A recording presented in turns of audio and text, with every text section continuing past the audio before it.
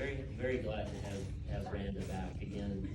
We've got one more that's going to come up and speak. We could go on literally if we went through our alumni base, you would hear story after story, just like many programs. But none of that is possible without what you guys do in terms of supporting us. So the last person I've asked to speak is somebody who graduated a little less recently, or more recently than some of the other girls. Sarah almost didn't come here. She played in club for me, and we had lots of say discussions about what she was going to do. But in the end, she made the right choice and ended up here. And again, President Butler had made mention of our program being named Program of the Decade in the conference. We also, there were 26 players, I think, that were named to the All-Decade team in women's soccer, and 9 of them were from Southwestern, which is really incredible. But she happens to be one of those girls, so we're gonna let her come and do it.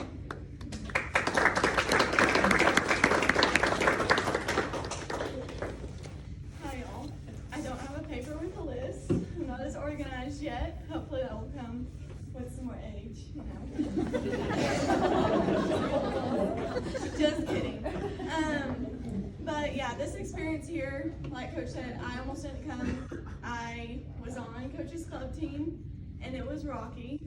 And so a little bit before my freshman year of college, Coach called me up and was like, "What's up? You in shape?" I was like, "Of course, you know, why wouldn't I be?" He's like, "Come on out." I'm like, "Okay, sure, why not?" So I decided to come up here freshman year, and it was rocky at first, but I would say it was probably like the best decision I've ever made in my life. If anyone asked me where they would go play soccer, I would always say Southwestern, because it's just, the community's great, the people that are around soccer are great, the team is great. Sandra's pointing at herself, she's great. Coach does a really good job of recruiting, so like the range of people we meet is so awesome. I would have never met someone like Sandra, or Steffi, or even Coach Jimmy. It's just so awesome, like, to meet all, I've never called him Coach, but I just feel like I had to. Just all the people that you get to meet was so cool. Talking about family, I recently got engaged, and so planning my wedding, I feel like I have like 7 different families, because I have to include my family and then the 700 people that I played soccer with. And so I'm not sure how to find a wedding venue that fits them all, but hopefully that works. But anyway, my experience here was like so awesome. I was on the team that went to the Sweet 16, and it was probably the best experience, hands down, that I will ever get to be a part of. I would say our goals were really high that year, and if I could say anything to y'all, just set your goals high and like completely believe in yourself, because y'all can do it.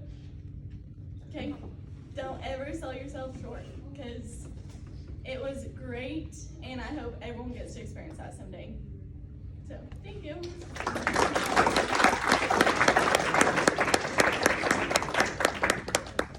Okay, so thank you, ladies, for coming and speaking. That meant a lot to me. Again, I have most of these girls on Facebook, so I have probably 150 girls on Facebook that I've kind of followed their lives after college, and just always so impressed with the things that they're accomplishing, the families, and what they're doing with their life is really encouraging to me. And I appreciate you guys coming and saying a few words just to encourage, number one, to encourage our players that are here to understand sometimes you don't appreciate things until after the fact. I've coached boys and girls, and girls usually appreciate it quicker than boys. Like boys, it's like 20 years later that they kind of realize what their experience was. But just know that there were a lot of people that went before you to pave the way for what you are going to be able to accomplish.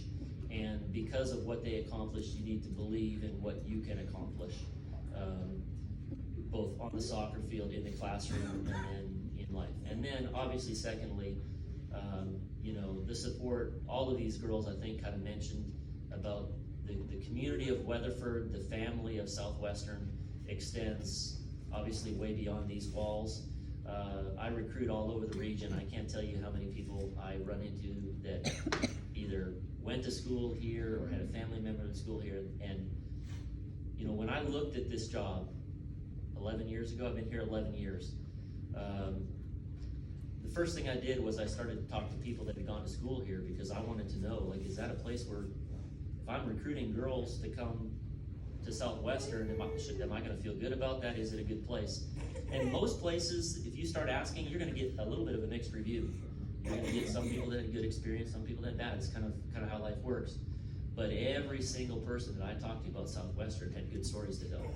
And so I thought, well, you know, that's a place that I want to go and be able to allow other players to be a part of that experience. And again, all of what we did tonight and the people that were involved and the people that come to our games and all the rest of it are all a part of that. Now, again, a big part of what we were doing tonight was to celebrate, obviously, but we were also doing this as a fundraiser to try and raise money to help these girls be able to get their conference championship rings. You know, the Athletic Association was a part of when programs win that conference championship for a first time, it's a big deal. I think we were the first team in the NCAA Division II era to advance to the national tournament. I think we were the first team to win a conference championship.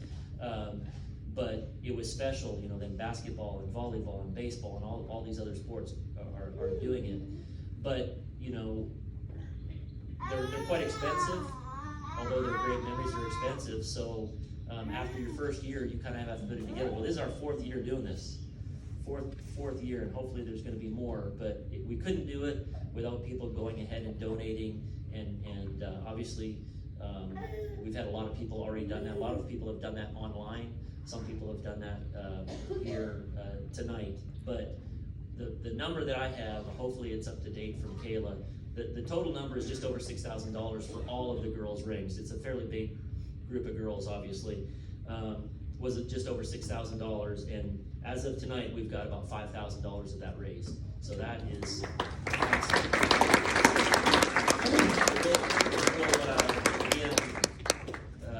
obviously thank all of you that were able to help with that and be a part of tonight. And then we'll continue to finish off that last little bit over the next couple weeks. And so I will kind of wrap it up. Again, thanks to everybody for coming out and being a part of this.